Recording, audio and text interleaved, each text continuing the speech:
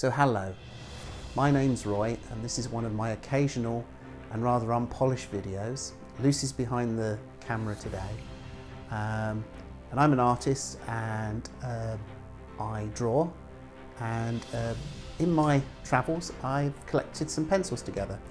Now I like to think that I'm not really a pencil collector, but actually it turns out I am a pencil collector, I just never realised it. So I thought I'd do this little video to give you some idea of the different types of pencil they are, how they work, and then what is a good idea to buy yourself as a gift as an artist, a graphic artist or a draftsman, or someone else to buy you a gift if it's that right time of year. So I'm going to start with how an automatic pencil works. I'm going to concentrate on 0.2 to 0.3 to 0.5 to 0.7 to 0.9 millimeter lead thicknesses and automatic pencils. So the way an automatic pencil works is really quite straightforward. If we take a manual clutch pencil, I'm going to give you a example of a very large manual clutch pencil.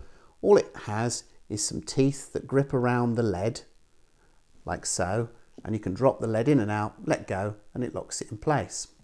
That's how a manual version works. The automatic version, and I'm going to have a classic one here, has the same basic idea. You can extend the lead, but it doesn't drop forward. And that's because this mechanism, which is described as a clutch mechanism, is sprung. If I pull this top off very carefully, I'll show you. Is sprung so that when you push it, it springs, but is sprung loaded back again. So it lets the lead drop a certain distance and then re-grips it. So if we do this, this, and this, and so on. But something I want to show you about this pencil before we go any further.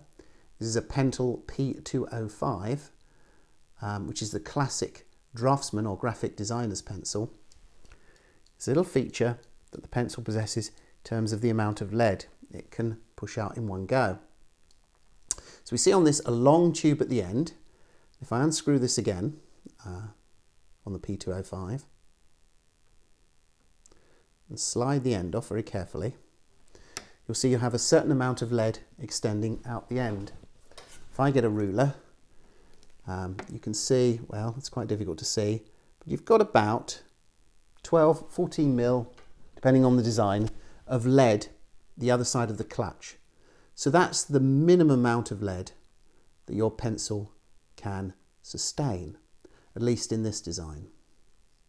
Okay, I want you to remember that. So let's go on now to the fixed tube mechanical pencils and compare a drafting pencil or a graphic designer's pencil with an artist's pencil.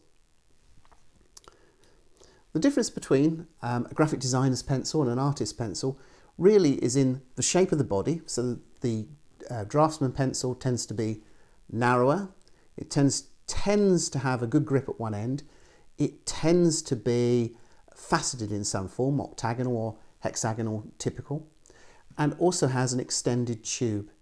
And the extended tube means that if you want to use the ruler against the pencil against a ruler, or you want to put the pencil through into a stencil, you have good clearance.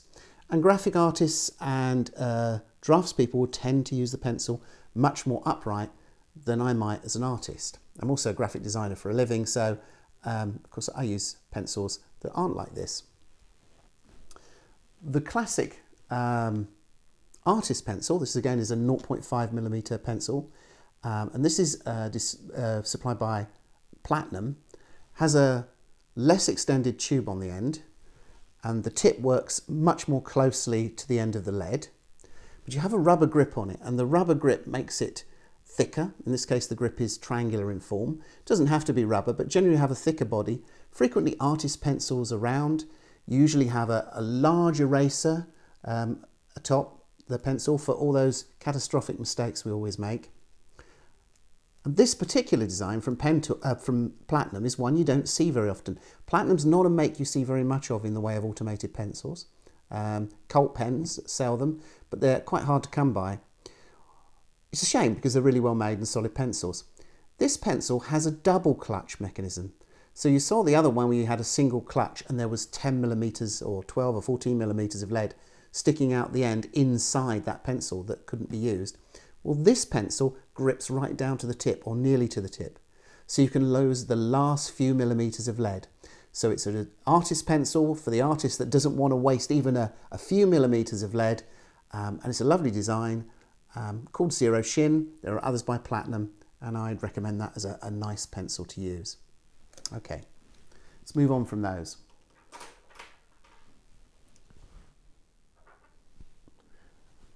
Perhaps the classic and probably the most expensive of the fixed tube pencils is the Pentel 600. Again, this is a 0.5mm leaded pencil, but it comes in different sizes. This one has a grip where you can change the indication of the lead that's contained within the pencil. So we've got HB, F, H, 2H, etc., all the way around. The tip is got an extended tube on it. It's got a faceted end barrel here, so it sits nicely against the fingers. And the end piece here is roughened. This is very much a draftsman's pencil, very much a graphic artist pencil. You would tend to use it more upright when using this pencil. It has a lovely feel and a lovely weight. It's metal as opposed to plastic. The grip is a bit coarse on it. It's a more of an expensive pencil. We're probably talking, whereas the others we were talking £10 or less. This one we are talking something like £30, but the weight is nice on this pencil. And all these pencils, any artist or graphic designer could use, but I would definitely suggest this one is much more for the draftsman or the graphic artist. Okay, so these are fixed tubed pencils. The generation of pencil on from the fixed tube design has one where the whole tube can retract, so it means you can transport it about without it getting damaged. This is an example made by Ohto, O-H-T-O. They make very quirky pencils. This one is under the Stabilo brand.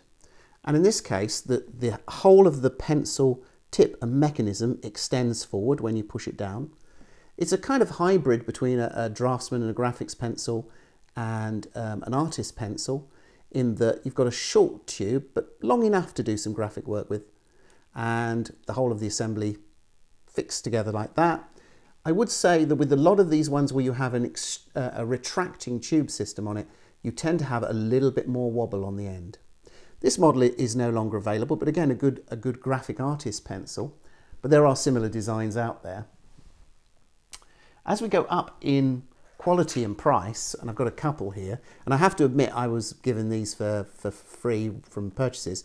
I have the Graph Gear 1000. There's a 0.5 and a 0.7 here. These are solid metal pencils with some rubber grip on the end. It's knurled.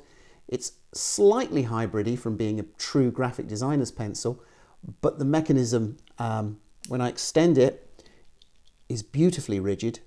Probably one of the most rigid designs out there. It's lovely to use, handles beautifully. The clip has a very neat mechanism for opening and closing the lead tip, if I can show you that. That's a lovely design. It feels very solid, feels like a quality pencil. It's, I suppose, about upwards towards the £20 mark, although you could get them in Black Friday sales for about a tenner at the moment. They're around. I often use these with different coloured leads in. So one of the things you find if you work on canvas is that the lead itself can colour some of the more transparent colours of paint. So if you use, say, a very pale yellow and you've got a leaded outline drawn in pencil that's a sort of traditional graphite black colour, the yellow can pick up some of the graphite. If you use coloured leads in these when working on canvas, you can actually obscure where your edge lines were in the original drawing. So it's good if you tend to use transparent colours. Okay, these are two lovely pencils. The classic that everyone picks out in the field is the Rotring 800. In this case is a 0.7mm. Very similar in design to the 500. The difference being the tip extends and retracts. It lacks the indicator of the lead. I should have said the Pentel 1000s do have a lead indicator on them. But it exchanges that for having a twist and knurled mechanism at the top. What's nice about this, and possibly better than the 500, it does have more give than a solid tube pen at the end, so the fact that the assembly moves does give it a little bit more flex. But what's really nice about this pencil is the balance. Because there's an extraction mechanism and retraction mechanism in the top here, it changes the balance of the pencil and it really does have a lovely feel. So I would recommend this pencil if you're very finicky about the form of the pencil. Does this make a good artist pencil? It's probably not quite as good as an artist pencil as a graphic designer's pencil. The Pentel Graph Gear 1000 is probably a bit more of a hybrid. Okay, putting these aside for a second, we come to what are really crazy end pencils, and funnily enough, although these ones are a bit gizmo-y, you will notice the 0.5mm Pro Mecha here looks quite worn, and this gizmo-y style of pencil actually is one I use an awful lot. I quite like it. Unlike the others which have the click-stop mechanism, this mechanism has more of a propelling process. So the tip propels a certain distance out, and then you put the lead out according to the tip length that you've decided to wind forward. So it's good for working on stencils against rulers, but also I could extend that tube right in, and in extending that tube right in, I can make it more of a drawing pencil. So it's really handy for that. It also seems to be very good at protecting the lead. That is, the sleeve around the tip of the lead is very tight, possibly because of that rotation mechanism on it, which means that it tends to break less. The other wonderful thing about this, and you can decide whether it's a wonderful thing yourself, is you are able to alter by a tension screw here the amount that the lead extends each time. So I can make the lead extend a tiny amount each time, or I can wind it right back the other way, move the whole mechanism to a different position, and I can extend the lead considerable distance. So depending on how you work and how often you break the lead, this is a great design. It's made by Ohto again, who make really quirky bits and pieces for the stationery market. Available in several sizes. I've got a 0.3 and a 0.5. You can see how much wear the 0.5 has had. Really a pencil I like a lot. I find it very good for working on canvas.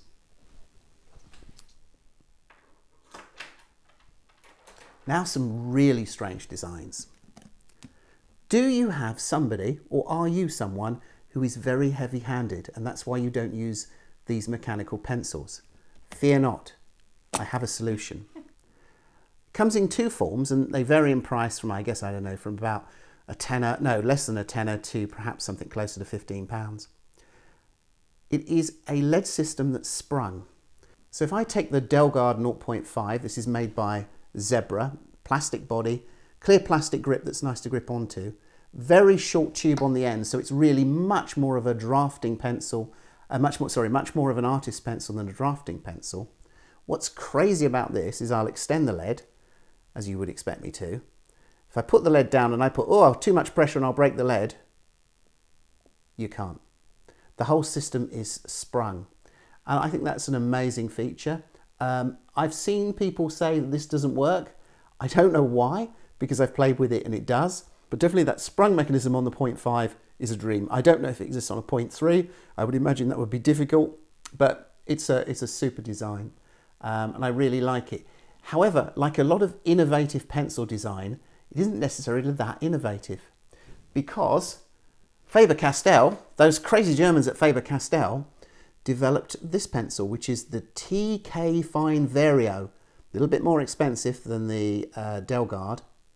Nice pencil, has a really nice length of eraser on it again, which is great. It has a lead indicator at the bottom of the pencil here. But what's crazy about this pencil is it looks like a standard drafting pencil with a longer tube. This, I would argue, is a little bit slippery for a good drafting pencil, but you can use it upright okay. And you can write on it as you would expect to. Nice and rigid. But on the barrel, you'll notice it's marked hard and soft. And if I turn the barrel, the whole system springs. So those crazy guys at Faber-Castell have made a pencil which can be both used heavy-handedly, as if you are an artist, and also very rigidly, as if you're using drafting equipment, drawing board, pencils, rulers and stencils. Amazing pencil. I really like it. It hasn't had a lot of wear. I haven't had it long. It's a lot of fun. But yeah, I can see a use for it.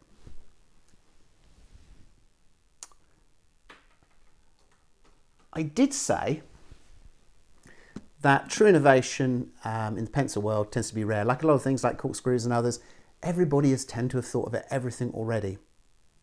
But Uni, as in uniball, have come up with a design called the Kuru Toga. These are both 0.5 millimeters, but I'll show you one to start with. Simple plastic pencil, inexpensive, looks like an ordinary drawing pencil. The pencil lead comes out the top fine, nothing special about it. It's not sprung.